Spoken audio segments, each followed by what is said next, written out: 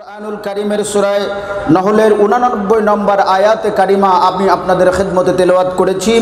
আল্লাহ বলছেন ওয়ানাজ্জালনা আলাইকাল কিতাবা তিবয়ানান লিকুল্লি শাই। হে আমার মাহবুব নবী, আমি আপনার উপরে যে কোরআন নাজিল করেছি এই কোরআনের ভিতরে সকল বিষয়ের বিস্তারিত বর্ণনা আমি আল্লাহ করে দিয়েছি। সুবহানাল্লাহ। এমন কোনো বিষয় নাই যে এই বিষয় কোরআনে আলোচিত হয়নি। সুবহানাল্লাহ বলবেন না? সব বিষয় বিস্তারিত কোরআনের মধ্যে বর্ণনা করেছেন কে? আল্লাহ। ওয়াহুদা, আর এই কোরআন হচ্ছে মানব জাতির জন্য হেদায়াত ও রহমা, এবং এটা হচ্ছে মানব জাতির জন্য রহমত। অবুশরা লিল মুসলিমিন, আর মুসলমানদের জন্য এ কোরআন হলো সুসংবাদ। জোরে বলুন সুবহানাল্লাহ।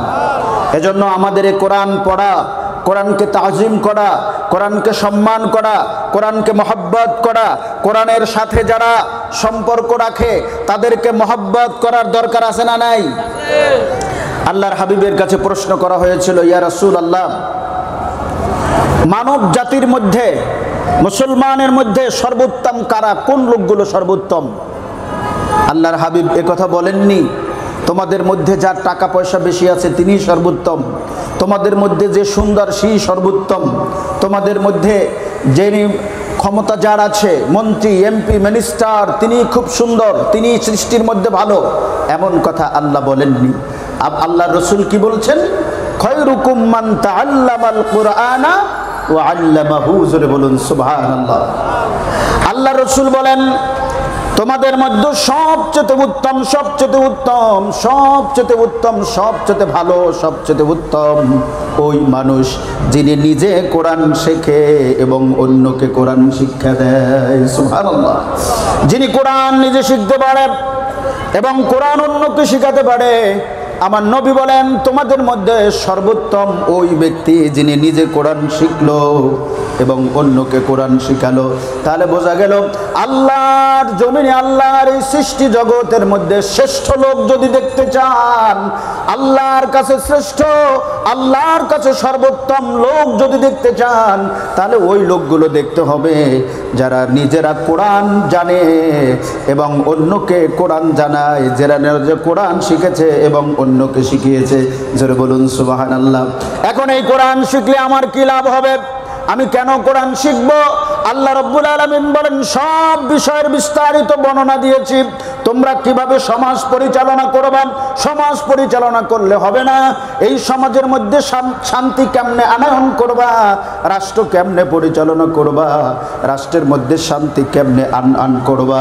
এজন্য আপনি রাষ্ট্রনীতি বলেন, পররাষ্ট্রনীতি বলেন, সমাজনীতি বলেন, যতগুলো নীতি আছে, রান্নাঘর থেকে শুরু করে পার্লামেন্ট পর্যন্ত, আপনি ছেলের সাথে কেমন আচরণ আপনার হবে, মেয়ের সাথে আচরণ কেমন হবে, স্ত্রীর সাথে আচরণ কেমন হবে, আপনজনদের সাথে আচরণ কেমন হবে, প্রতিবেশীর সাথে আচরণ কেমন হবে, মায়ের সন্তানের উপরে মা বাবার আচরণ কেমন হবে, আবার মা বাবার উপরে সন্তানের আচরণ কেমন হবে, তিবয়ানান লিকুল্লি শাই, সব কিছুর বিস্তারিত বর্ণনা আমার আল্লাহ রাব্বুল আলামিন এই কোরআনে করে দিয়েছেন। জোরে বলুন সুবহানাল্লাহ। আজকের যদি বলেন সমাজে, আজকের যদি বলেন রাষ্ট্রে, পররাষ্ট্রনীতিতে শান্তি নাই, সমাজনীতিতে শান্তি নাই, রাষ্ট্রে শান্তি নাই, আগুন সন্ত্রাস, মানুষ হত্যা, নির্যাতন, নিষ্পেষণ চলে, দ্রব্যমূল্যের দাম কুক্ষিগত করে, মাল মজুদ করে দ্রব্যমূল্যের দাম বাড়ানো হয়, চুরি হয়, ডাকাতি হয়।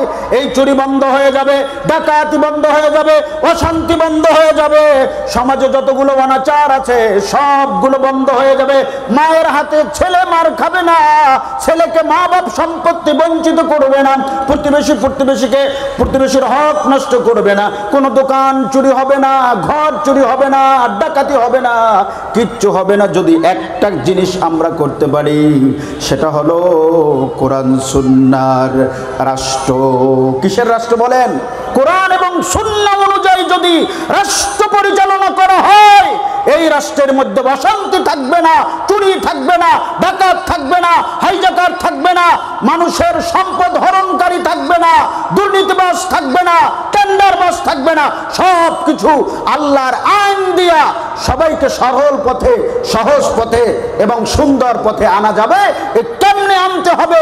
বিস্তারিত বর্ণনা আল্লাহ করেছেন যেই জায়গায়, সেই জিনিসটার নাম হলো আল কোরআন।